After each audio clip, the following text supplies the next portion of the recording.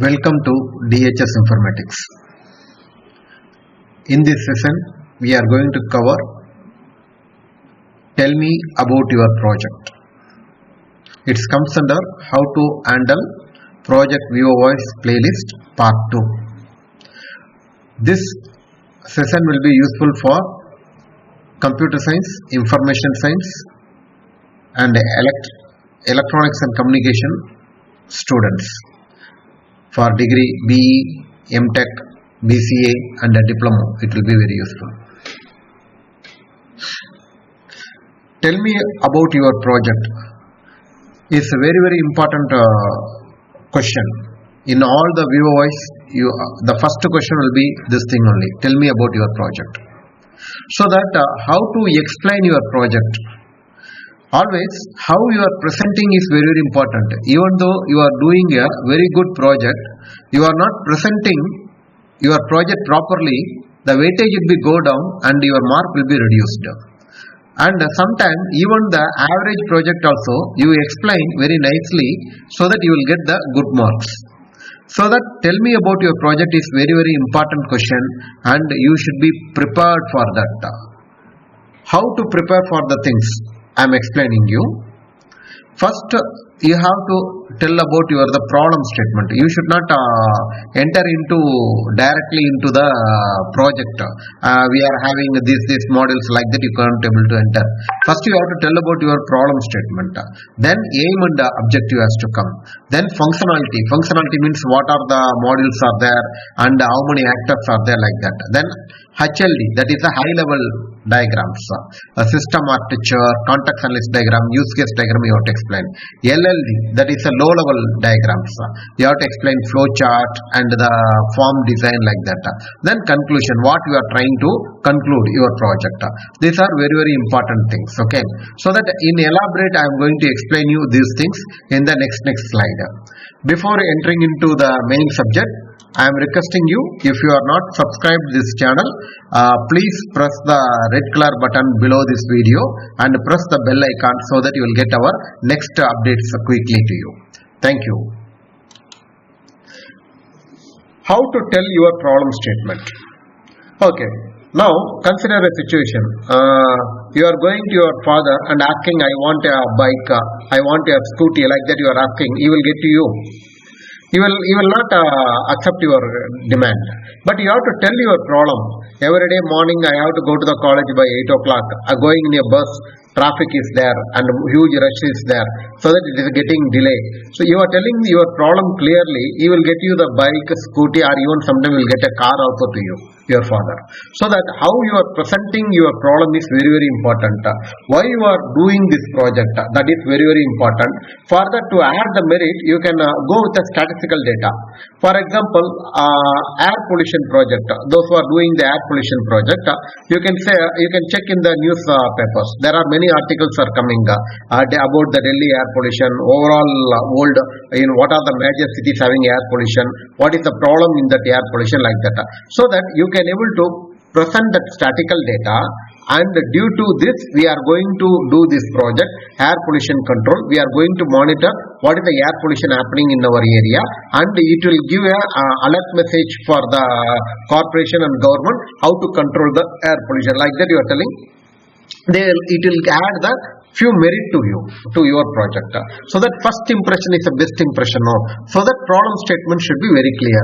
For example, you are doing the for COVID-19 is now there. Okay, many COVID projects are coming. So that with your project, what you are going to solve?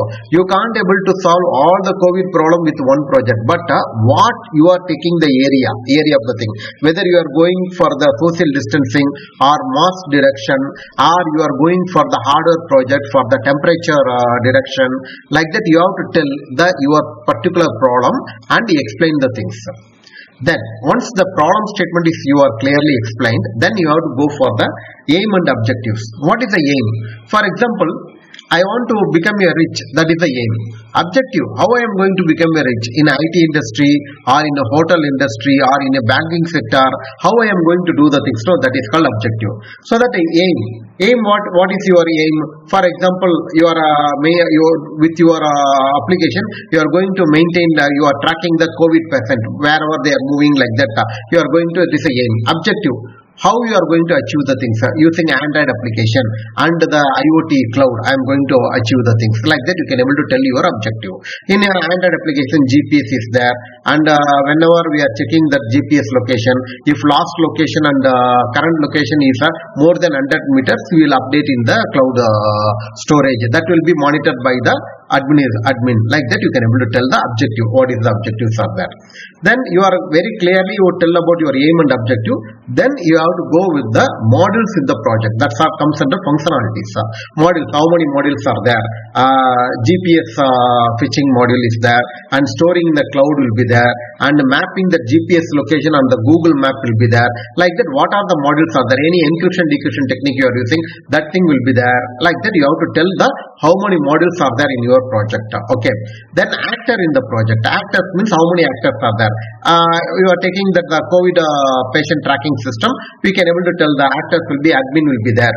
The duty of the admin, he has to install the application in the COVID patient mobile. So the COVID patient can't have the rights to log in and stop the things. So only the admin admin means that corporation people. They can able to log in and they can able to start or stop the activities. Like that, we can able to tell the thing. What is the role of the actor and how many actors are there? Like that, you have to tell. You are taking some other banking sector. You are taking the thing. Bank manager is there, and the cashier will be there. Customer will be there. Loan approval officer will be there. Like that, you have to tell how many actors are there. In each actor, what are the rules are coming. Like that, you have to tell. So that it is not like that one module will come in one place only. For example, you are going with a cloud computing project. Whenever the data owner is uploading the project, encryption will be happen. Whenever the data user downloading, decryption will come. So that you can able to tell the cryptography is a single module. Encryption will happening in one session and decryption happening in another session. Module is different and roles and responsibility of the actor is different. Then for the you already explained the aim and objective. You explained about the functionalities, modules, and the number of factors. Then for a clear understanding, you have to go with a system architecture. In the system architecture, you have to mention that how many actors are there, how many servers you are using the thing, whether the data are stored in the cloud or blockchain, what crypto system, where the crypto system is executing, what are the programs are running in the client system. Like that, you have to simple architecture is you are constructing a big building means it is a system architecture is a front elevation, how it will be going to be look. That is a system architecture.